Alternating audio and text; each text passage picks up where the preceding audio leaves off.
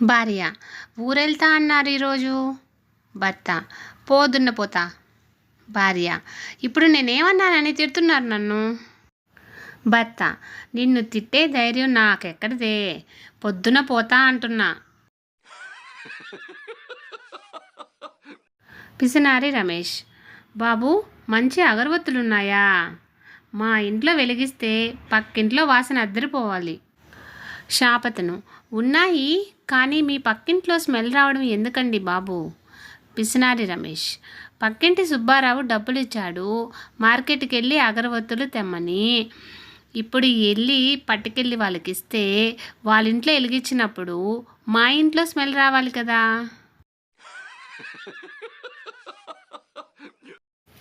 పగలు పట్టీల శబ్దం వినిపిస్తే ఎవరో అని ఒకసారి వెనక్కి తిరిగి చూస్తాం. అదే రాత్రి వినిపిస్తే వెనక్కి తిరగకుండా పరుగో పరుగు.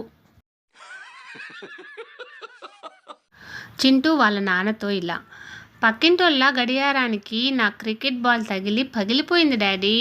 వాళ్ళు నన్ను గాడిద కొడక, వెధవ కొడక అని తిడుతున్నారు. వెళ్ళి వాళ్ళ అంతు చూడండి డాడీ.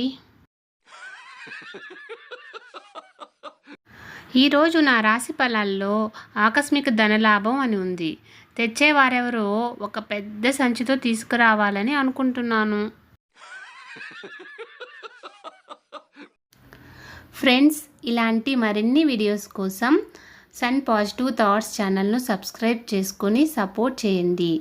వీడియో నచ్చితే లైక్ చేసి షేర్ చేయండి.